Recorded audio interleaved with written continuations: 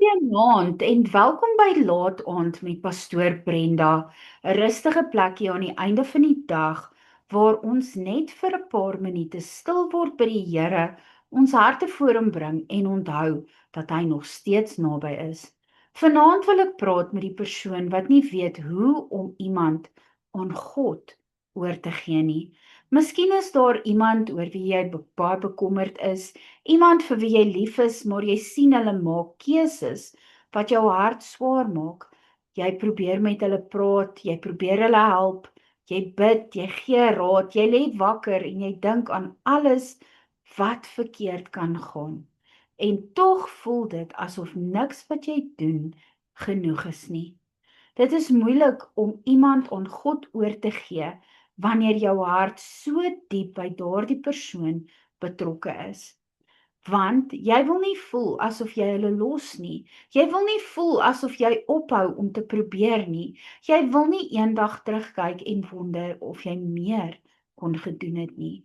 Maar om iemand aan God oor te gee, beteken nie dat jy ophou om daardie persoon lief te hê nie. Dit beteken ook nie dat jy ophou bid nie.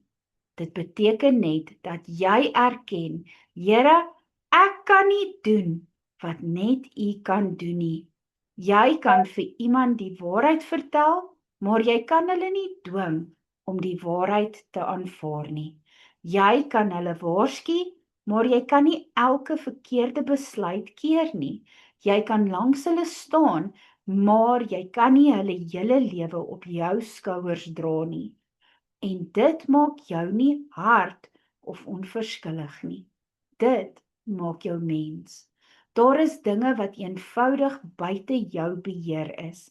En dalk is dit juis waar jy vanaand moeg geword het. Jy probeer beheer wat jy nie kan beheer nie, omdat jy bang is vir wat kan gebeur wanneer jy ophou probeer. Maar onthou vanaand, God verloor nie beheer wanneer jy die persoon aan hom oorgee nie. Jy plaas hulle nie in die hande van 'n vreemdeling nie.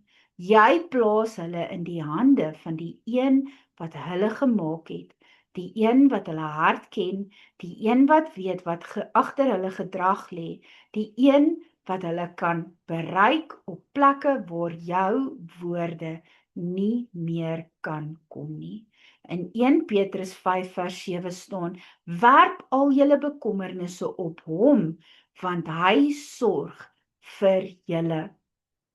Dit beteken, jy mag dit wat jou swaar maak, na die Here toe bring.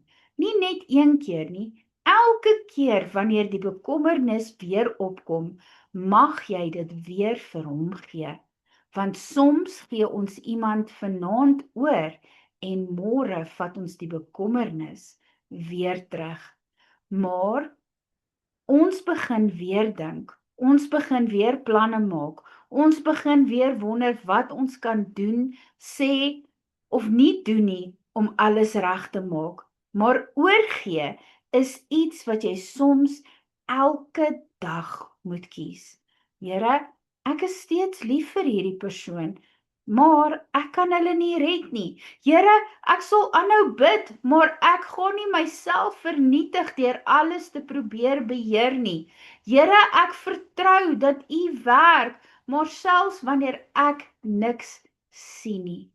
Dalk is dit jou kind wat van die Here af weggedraai het. Dalk is dit iemand in jou familie wat nie na raad wil luister nie. Dalk is dit iemand wat met iets worstel en jy voel magteloos, omdat jy nie weet hoe om hulle te help nie. Die Here vra nie vanaand dat jy moet ophou omgee nie. Hy vra net dat jy die gewig vir hom gee. Want bekommernis verander nie daardie persoon nie. Dit steel net jou vrede. En ek weet, dit is makliker gesê as gedaan, maar jy hoef nie vanaand alles uit te werk nie. Jy hoef nie te weet wat God volgende gaan doen nie. Jy hoef nie te weet wat hy besig is mee nie. Jy hoef net te weet dat hy naby is, dat hy hulle sien en dat hy nie beperk is deur dit wat vir jou onmoontlik lyk nie. God kan deur 'n gesprek werk, hy kan deur 'n situasie werk, hy kan deur iemand anders werk, hy kan op 'n stil oomblik met daardie persoon se hart praat. Moenie dink dat God niks doen nie, net omdat jy dit nie kan sien nie. Soms werk hy die diepste wanneer niemand anders kan sien nie. En terwyl God met hulle werk, wil hy ook met jou hart werk.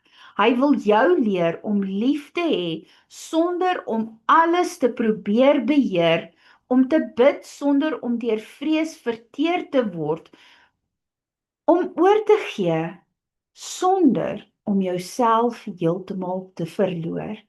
Jy mag vanaand asemhaal. Jy mag jou skouers laat sak. Jy mag sê, Here, ek het gedoen wat ek kon. Nou vertrou ek U met wat ek nie kan doen nie. Dis nie swakheid nie. Dit is geloof. Kom ons bid saam. Papa Vader, vanaand bring ek vir elke persoon wat iemand dra oor wie hulle bekommerd is. U ken daardie persoon se naam, u ken die situasie en u weet hoe swaar hierdie las geword het. Help hulle om daardie persoon vanaand in u hande te plaas.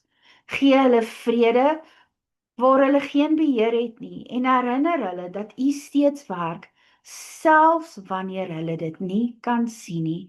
Heilige Gees, maak hulle gedagtes rustig en haal die vrees uit hulle harte.